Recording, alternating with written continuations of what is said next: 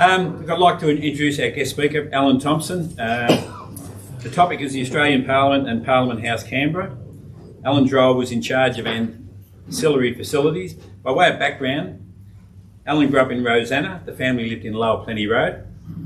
I knew Alan in the 1990s when he was Secretary, Department of Justice here in Victoria.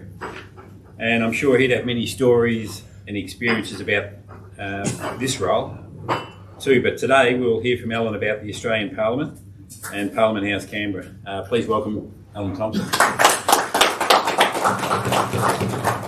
Can you hear me? No, not yet. Can you hear me now? Yep. Yes. Good. And look, just a little bit more background about me.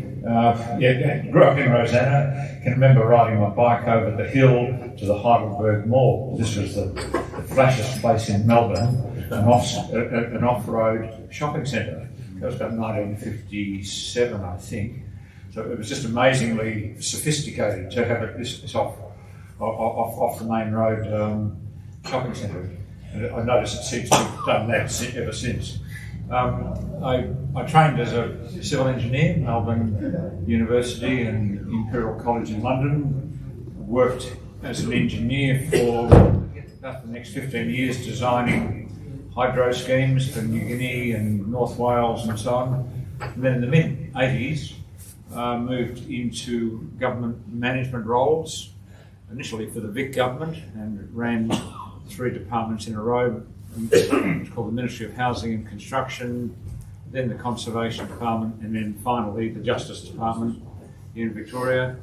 And then in late 90s moved to Canberra to head up an arm of the ACT government, really the city council functions for Canberra, because the ACT government's both a state government, if you like, a small state government and quite a large city council. And then about 7 years later, I went to New Zealand to run the Transport Ministry in Wellington, which was really very enjoyable. The only slight downside is because you're from Australia, they love talking about rugby. And okay, I'll take this one off there. Yeah, do that. Yeah. Apologies. Yes. So, can you hear me now? Yeah. Great on. Yeah. Look, I'll just pop this other one on the floor over here somewhere. Yeah, so off to New Zealand, a great job, but you had to keep on hearing about rugby and the triumph of the All Blacks over the Wallabies or any other team. It was all a bit painful. And then my final full-time role was at Parliament House in Canberra from 2008 for the next 4.5 years. And so that was the era of Prime Ministers Kevin Rudd, Julia Gillard. For the whole of my time there, but I did, because of previous interactions, I've seen a lot of the Victorian Parliament, the ACT Assembly, the New Zealand Parliament, and then finally Parliament House Canberra. And I'll obviously make Parliament House Canberra the main focus of this chat. Also, fair to say, right now, Anne and I have returned from Canberra. We now live in Port Melbourne, and a fairly active member of the local Probus Club, Vice President. It's a very different meeting though. I'm sorry you blokes, down there it's 100 members, of whom 70% are women, and the us blokes are the other 30%. Don't ask me why, but that's the breakup down there. Okay, well look, for Parliament House, I'll talk a bit about the building, but hope to focus a lot more on how it works, because I think that's where there's a lot of moderately interesting history, but I think the bigger interest that people have is just how it works and the internal dynamics, some of which are terrific and some of which are not very wonderful at all. Now what I will do is just ask you just to, if you like, just pass this around. It happens to be a shot that it's a photo that yours truly took in 1998 from a helicopter. But if you were to fly around Canberra now, Parliament House from a distance would look the same. It's perched pretty well in the geographic centre of Canberra, and you might say therefore it would be the absolute life and soul of Canberra, and it's partly true, but a lot not true, because it is rather isolated from the rest of Canberra. And an awful lot of the people who work there, they fly in for their 22 weeks a year, or 26 weeks or 30 weeks, and they fly out again. So a lot of Canberra's life goes on regardless of Parliament House, but other bits of Canberra's economy hang off Parliament House. And it's a bit of it's more divorced from Canberra than you would expect. If you went right back to 1901, we became a federation, and for the next 27 years, Australia's Parliament operated through the Victorian Parliament House, and the Victorian Parliament was booted over to the exhibition building for that period. In 1927, once the site had been identified for national capital, Melbourne architect John Smith Murdoch had designed a provisional Parliament House, and it was opened by Duke of Gloucester. And just to remind you that he ultimately became King George VI, and his daughter, a young girl by the name of Elizabeth, was born 1 year before. So he and his wife came out, they opened provisional Parliament House in 27, and that was only ever intended to be short term, but of course a few things got in the way, not least a World Depression and World War II. So nothing much more happened about a bigger, longer term Parliament until the 70s. And in the 70s, after the Fraser government had settled into its role as the national government, the big debate started about where to put the actual Parliament. The original designers of Canberra considered that it should be on a little hill called Camp Hill, which is really small, on the main axis, but on a little hill. Fraser government had zero interest in this small hill. About half of that government wanted the long-term Parliament to be down on the lake edge, on the axis, but on the lake edge. And the other half, plus one, wanted it to be on top of Capitol Hill. And that plus one was Malcolm Fraser himself. So he got his way, he was the Prime Minister. So it was finally acknowledged and accepted that on top of this thing called Capitol Hill would be a big building, and it would have some vital elements. And I'll just run through those because they're important, because they affect how our Parliament works in a surprising way. There were to be, this is the initial specification, even before they knew what the shape of the building, it was to have two chambers, for the lower house, for the upper house. It was to have committee rooms, it was to have members' offices, it was to have a library, because this was well before the internet. And the source of knowledge was a hard copy library. It was to have sporting facilities, because most of the members came from somewhere else, and they needed to play something, tennis or rugby or whatever, in between debates. And it was to have event spaces, and all parliaments have places where you can greet, overseas dignitaries or whatever. So they were the initial round of what it was to contain, and that's pretty conventional for most national parliaments across the world. The two things that are a lot more special for our Parliament House was that it was finally agreed that it would also contain the ministerial wing. So all of the ministerial offices and the Cabinet Office are part of the same building. And that's not all that common. Certainly if you took the Victorian Parliament, the ministerial wing, if you like, is in Treasury Place. And that's where the Cabinet Room is too. So Victoria's Parliament, for let's say 28 weeks a year, is really empty. Nothing happens there because all the bits of activities of government happen in other buildings. And then the final thing that was agreed to be included in this building was the National Press Gallery. And that's near unique. There's very few other parliaments in the world where the press people actually live in the same building. the vast majority of parliaments, you'll see press conferences, you see interviews of prime ministers in other places, but generally it's about the press getting out of their cars, coming to interview a prime minister or a minister at the gate or at the door.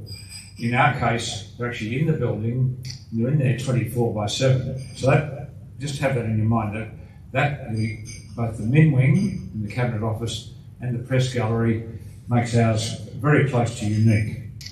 The design of the building was arranged through an international competition, and it was won by, overseen, I might say, by a Melbourne engineer.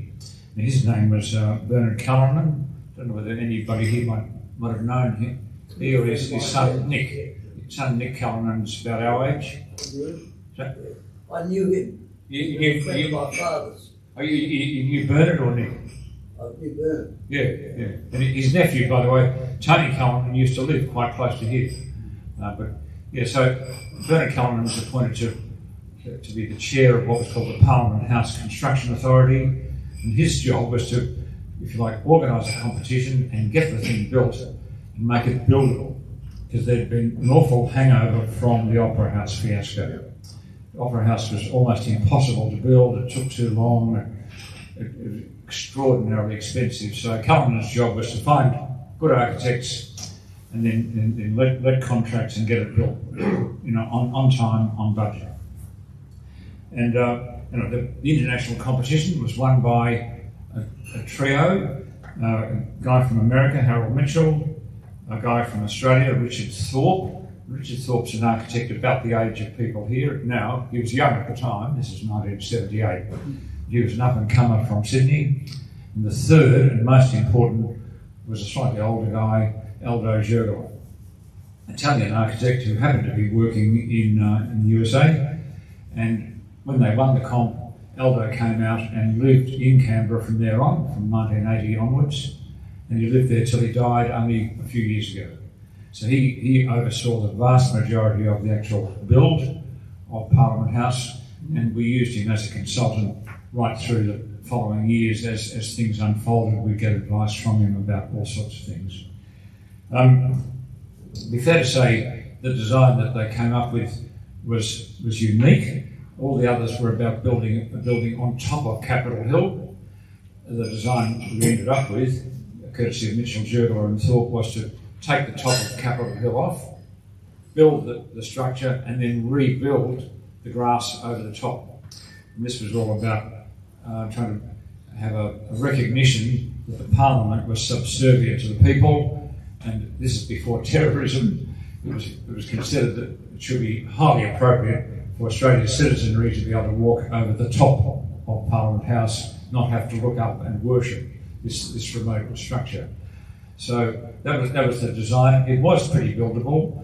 The only moderately tricky thing were those two big curved walls you can see in that photograph. They're very big, and just getting those built was tricky. Thereafter, all the rest of it is on a grand scale, but all basically rectangular construction. So all a huge amount of concrete within, but it was all mostly very, very buildable.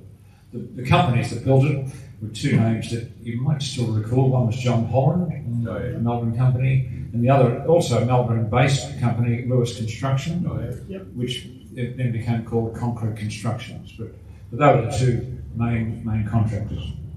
And it was finally opened in 1988 by Queen Elizabeth, and that was in the Hawke government era. One amusing thing is there's all sorts of photographs of the grand opening, and one of them, this photographer, a bit mischievous, but it was good on him. He got this wonderful shot of Hawke and Elizabeth and so on, all doing grand things on the stage, and then in the audience, but right in the foreground of this photograph is Lionel Barham. Now, Lionel was the Deputy Prime Minister at the time, and Lionel thought it was a good idea to come along to the opening of Parliament House in a brown suit. All the rest of it, it's all very conservative. Here's Lionel in this very obvious brown suit. It's been open since '88. and mostly works quite well. It is fair to say they got the design right in the sense you walk into it now and you walk around the building and it still all feels new and modern.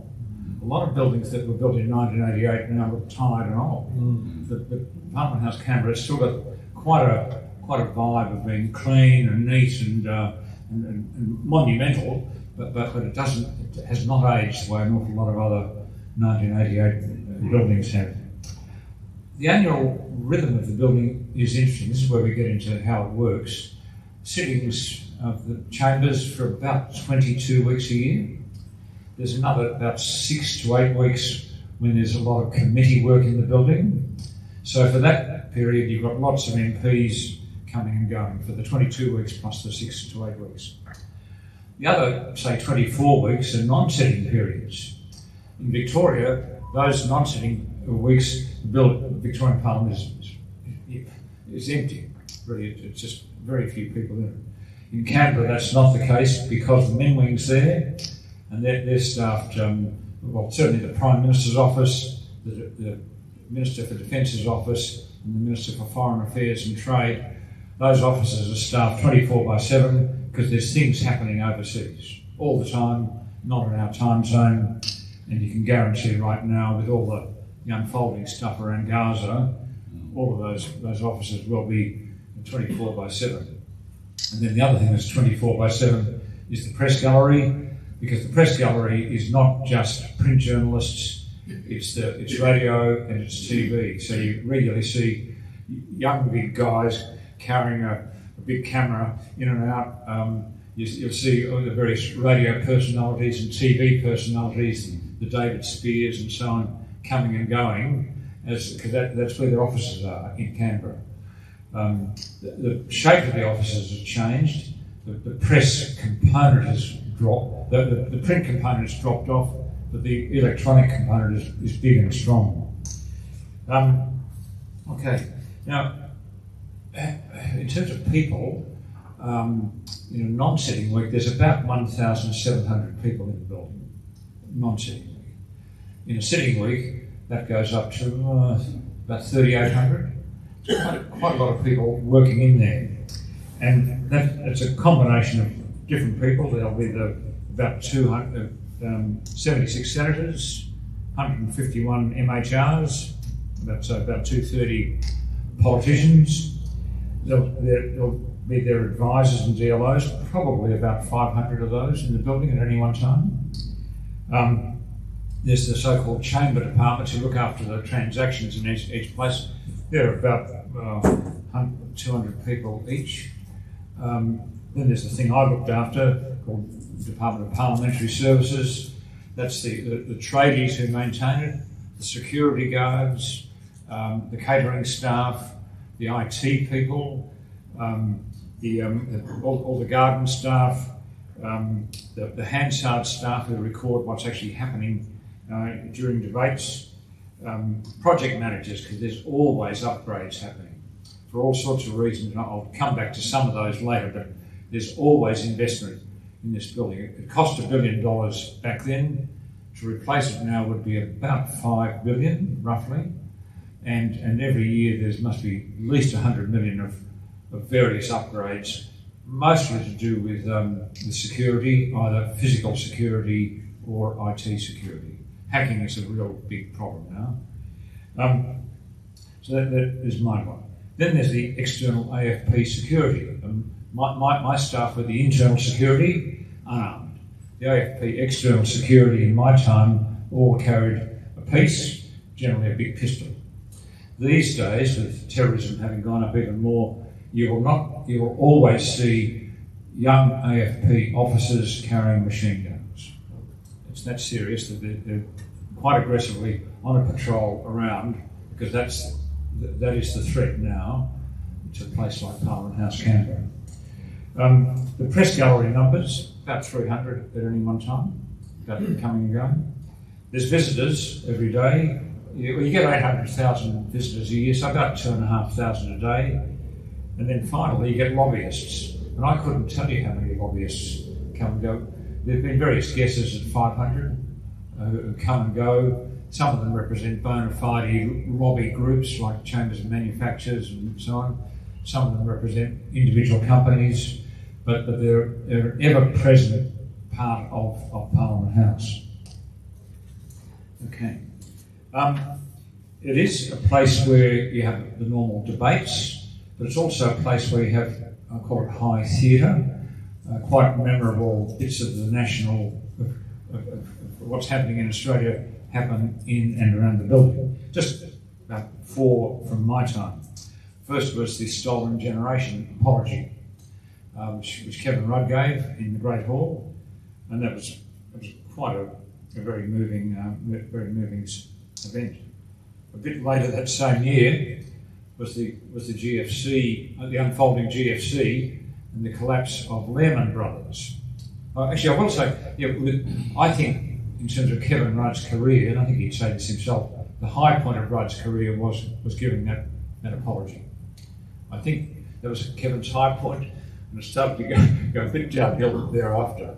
But he did that very well on the day.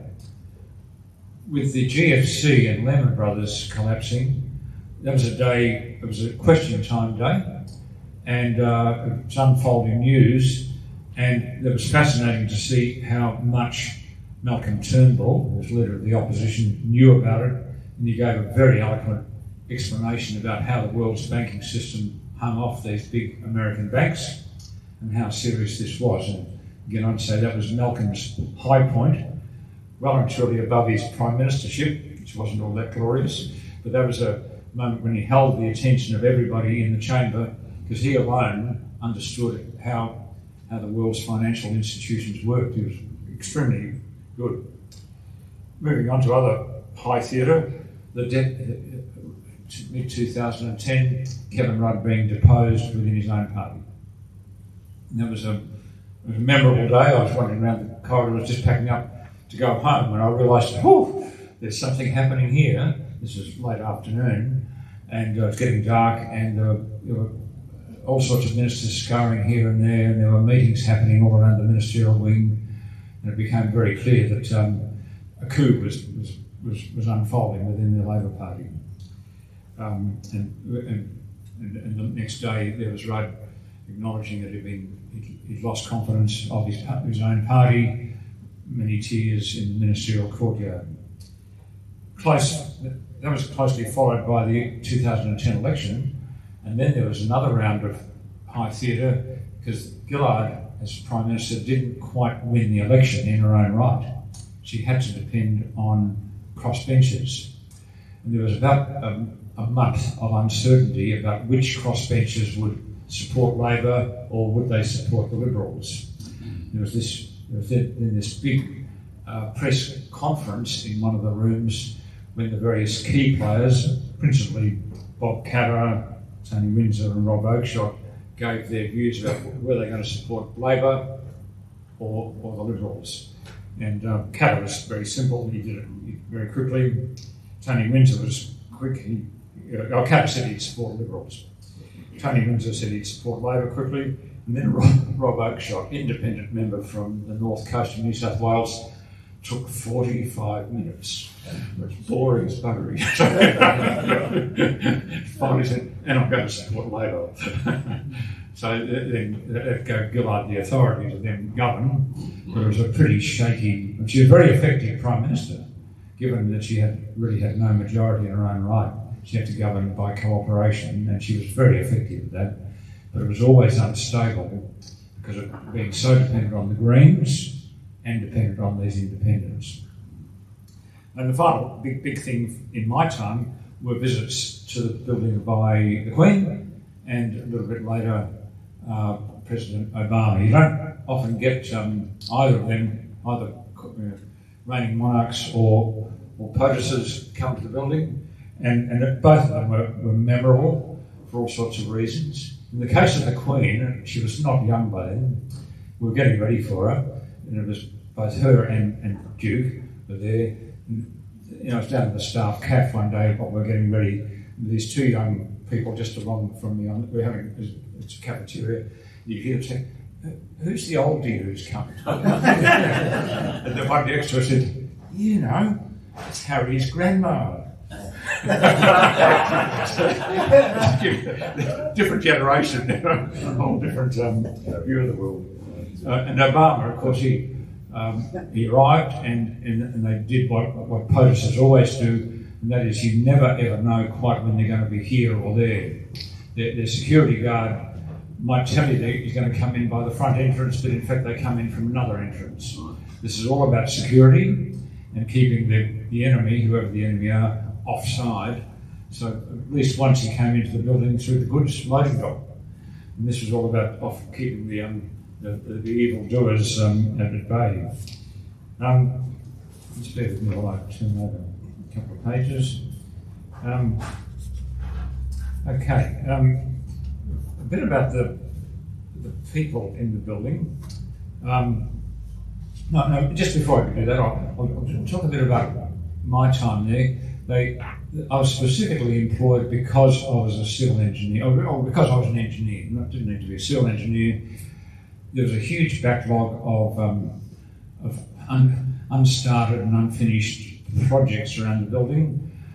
People here will be old enough to remember that back in the 80s, a lot of IT systems ran on DOS. Remember DOS, disk operating system?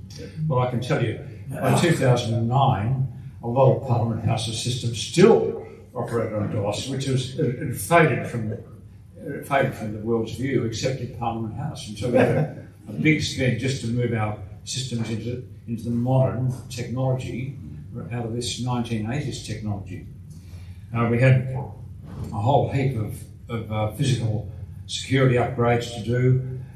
Some of them were driven a bit by the 9/11 thing in New York, but a lot more of them were driven by awful things like the Bali bombings, the London Tube bombings, and the most telling was really the terrorist things that happened in Mumbai about 2005. Young guys with backpacks on, running from here to there and murdering people as they went, not relying on their own fitness, but carrying a lot of ammunition.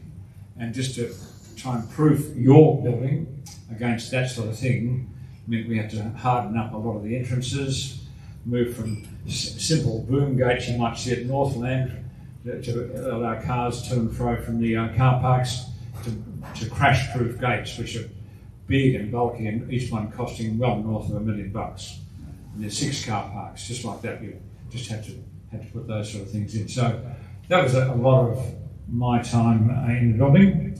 And I might say, I guess we had about 60% of it done by the time I retired when I was 66 years old. But there was more happened in the next couple of years as well. In terms of the personal interactions in the building, and this is where it does get really interesting, if you think about all those people coming and going to the building in sitting weeks, they're people who've put their hands up either to be an MP or to be an MP staffer or to be a press gallery person, and they've come from away. They've come from every one of those sitting weeks. They arrive from Melbourne or Sydney or Darwin or wherever, and here they are in Canberra for the next week, and they interact with each other a lot. Now they do work very hard, and they work long hours, and they do take in too much caffeine just to keep them awake.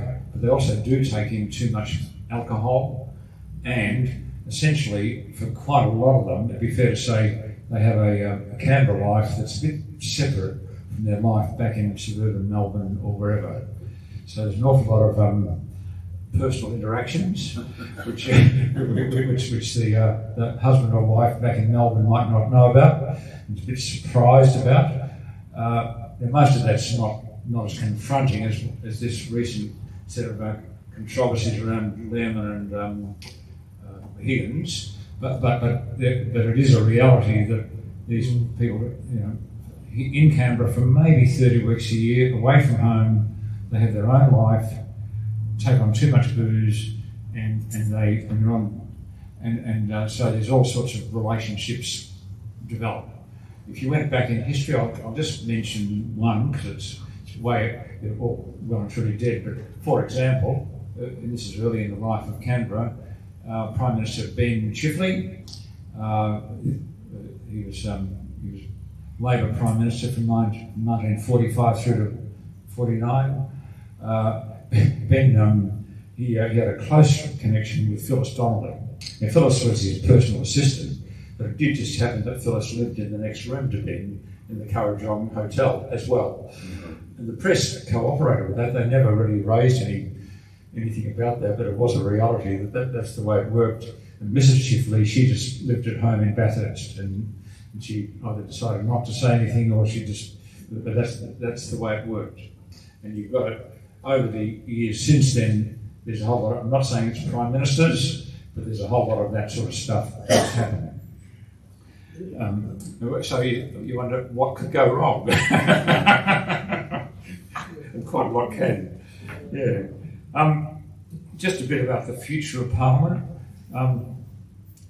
It's an absolute given that there will have to carry on being more security and more technology in the building. That's just the nature of the world. Various threats keep on materialising, both physical threats and IT security. Even in my time, apart from the physical security upgrades, the IT systems were hacked by a large country to our north, and we had to take really rapid measures to stop that. In the end, for that hack, it wasn't about top secret stuff about rockets or anything like that. What the hack was about politicians' diaries. And you say, so what? Well, diaries are pretty valuable because you can work out who they're meeting, what they might be thinking, and that was the nature of that hack. So there will be more security, there will be more technology, and that will just keep on going. Another one is about energy security. It's a building with a huge flat roof, and you can see it a bit in those photographs. And we've done we put a trial set of photovoltaic cells on one part. It all seems to work, and my expectation now is there'll be a whole lot of that roof will become covered in photovoltaics.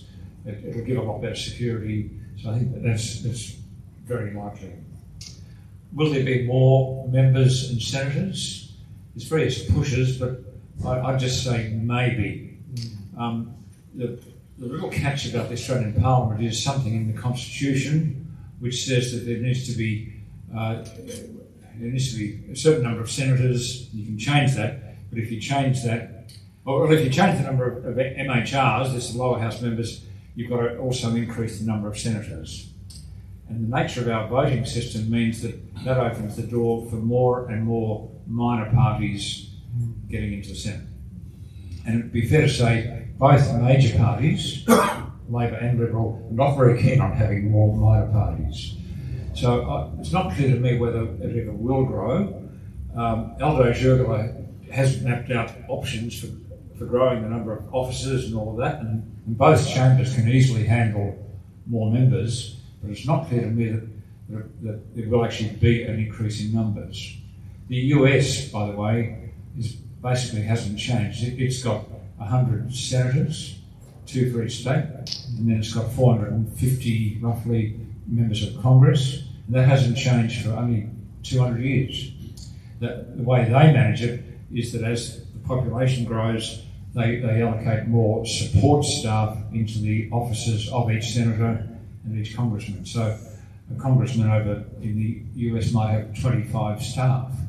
Here they might have 3, but over there, much bigger electorate, so they have 25. And that might be which way we go. Ministerial staff, there'll definitely be more. That just goes with the nature of politics. Each time a new government comes in, they always want more support staff.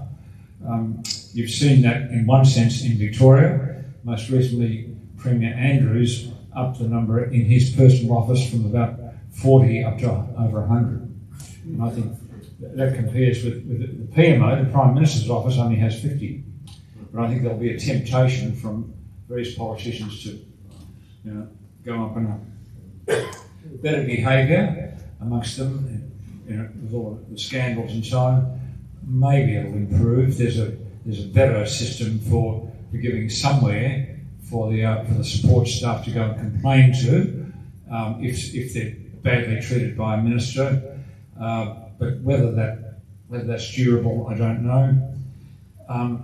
Then the final thing is almost certainly over the next 50 to 100 years, the Commonwealth Government of Australia will get more powers and they'll be hoovered up from state governments. Now, what powers they will be, I don't know. Over the last 100 years, the taxing powers of the Commonwealth went back up exponentially. Corporations' powers went up. And they're all driven by disasters, if you like. World War I was the initial reason for taxing powers increasing. World War II, another round. The corporations law powers went to the Commonwealth because it was absurd to have big companies like BHP being regulated by the state of Victoria.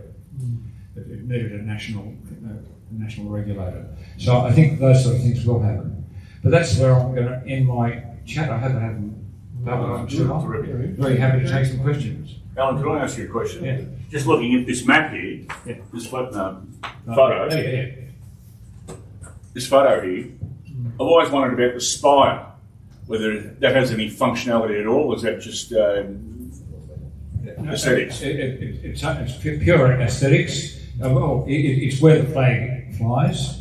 Those flags are big. They're roughly the size of a double-decker bus. Right. And they go as a climber, and two guys go up with a new flag. They go up the slope and then vertically, and they swap them over. Generally, every 2 months. But if there's been a big windstorm, the flag gets ripped and torn, so it might be more often. But it's really only, it's just symbolic. Yep. But it was just part of the original concept of Alto Jubilee. Yeah, Alan, is there anybody that still prefers old Parliament House for the new one?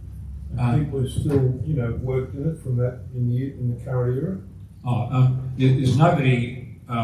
It's a good question because when they did the original design of Parliament House, they didn't quite get it right in terms of support staff, and we ended up with a slightly sad situation where some support staff were still working out. They weren't actually working in old Parliament House, but they were working in a building right next to it, simply because there was no space in the big building except for deep down in basements where people didn't have any daylight. Now we did create some more space, but I'd be fair to say, having done that, I suspect people are happy to be on the hill rather than outposted. It's now, the old building is now called MAD, Museum of Australian Democracy. It's a nice space to go and visit if you're in Canberra, and I suspect that's how it will stay. I'm only guessing though. Yeah. Any other questions? You raised two functional things, state and federal jurisdiction, but just addressing another point, the role of the ministries and whether their role is being outsourced to private companies, and how does the ministerial role fit in with the design of the building? Okay, yeah, very good questions, because it has changed over time. Be fair to say, it started to change most dramatically in the era of Gough Whitlam, and various other governments since then have accelerated that. So these days, there's a lot more politics goes into each decision, and less public service goes into each major decision. The public service is still there, trying to give frank and fearless advice, but each of the political offices have grown, and you can actually, if you go into the Min Wing, they were designed to be nice, spacious offices for a minister and maybe 10 staff. Most of the Min Wing offices are now chock-a-block full of people. Typical minister might have 20 or 25 there. The PMO is actually full with 50 or thereabouts. And all those people are keeping busy, taking decisions, if you like, in advance of and around whatever advice the public service have given them. So yeah, be fair to say, even now, there's more if you like, decision taking happening by either elected politicians and or their staff rather than the public service.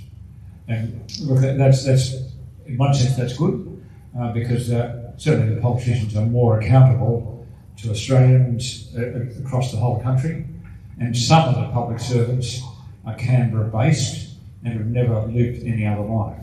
And that's, I must say, it's a real problem for Canberra that a significant proportion of the public servants in the Australian public service, they've never lived and experienced the frustrations of living in Western Sydney or Broadmeadows, or you think of living in remote parts of Australia. The perspective they bring to things is that of somebody who can commute to work in 10 minutes and live in a comfortable life in Tuggeranong or wherever.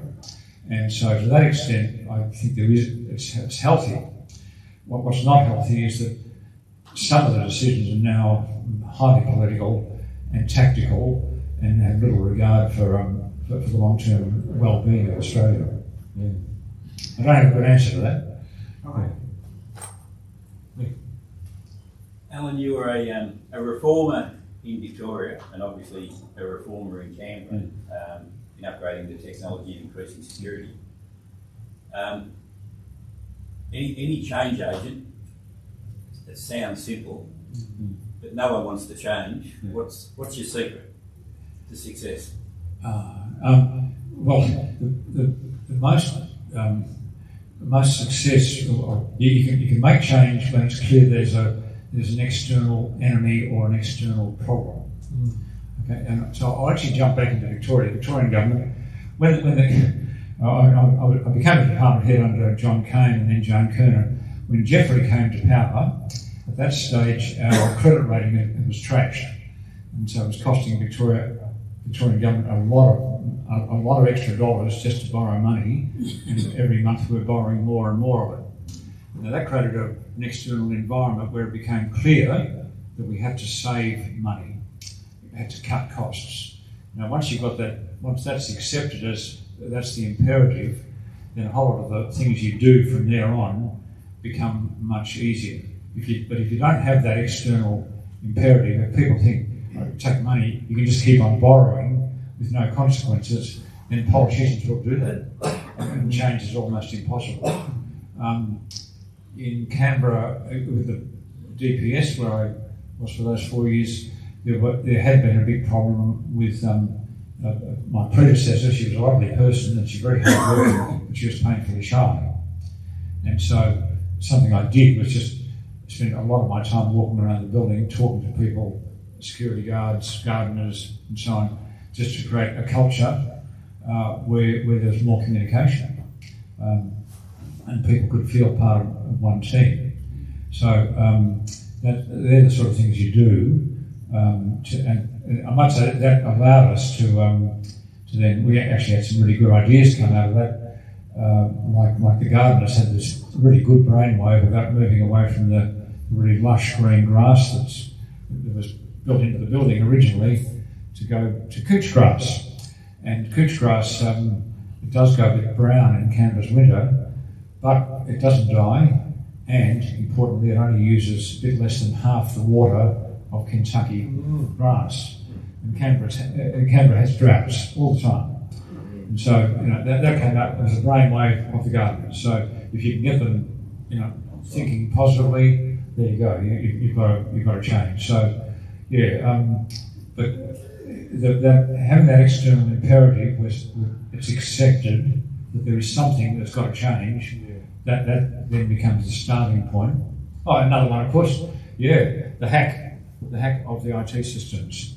Up until then, we'd had, and I must say this is especially a feature of Greens members. Greens members recruit staff who think the Parliament House is a wonderful place to run their computer and have all sorts of weird little apps on these computers. And what became clear was that a lot of the viruses that had come in courtesy of these weird apps. Okay? And that imperative allowed the two presiding officers, because my role at Parliament House, I wasn't accountable to the ministers, I was accountable to the Speaker and the President of the Senate. And that revelation that these viruses had come in and that all of their personal details had been hacked, once that became clear, then we could we just pull the drawbridge up straight away, and all apps had to be approved by my IT system, my IT section, and that was a defining moment for the IT operations in the building. Yeah. I think you used the term, I think I heard you use the term POTUS around the term of when you mentioned Obama. Yes. Is that like a head of state? That's the language the Yanks use. President of the United States, POTUS, P-O-T-U-S. Yeah. Sorry, but I shouldn't have. It's one of those things that when a president is coming towards the building, you meet these big dudes with bulgy pockets, and part of it will be about IT, and there'll be something in their ear, and there'll be something on their belt, but in there, there's a big weapon, and it's all about. We need this for POTUS, or we need that for POTUS. Yeah. Did you meet Obama? No, I didn't. I was part of the renter crowd. Yeah. I had quite a few interactions with both Phil and Elizabeth, but with POTUS, it was just the way it was organised. You just got to be realistic that sometimes you get the chance and sometimes you don't. Yeah. With Obama, it was interesting. He and Gillard get on very well personally. They're obviously from similar political viewpoint, and you can see their interaction and their values were very similar. Yeah. Good. Okay, any more questions? All right. Alan, thanks very much for your enlightening talk on the history, structure, the actual building, the official opening, and the Canberra culture. Yeah. And we also really enjoyed your hear about your role in upgrading this technology and increasing security in an environment where change is often hard to bring it about, and you've been successful in that. Bringing it back to your time in Victoria, just to touch on that, the mid to late 90s, massive technological advancements in Victoria too, in the court system, with IT systems, audio-visual technology, especially video conferencing, so instead of being everyone to court, just opening up the world but via technology, and that certainly all happened under Alan's leadership. So, thanks very much, Alan. We really thoroughly enjoyed it. Thanks for your time.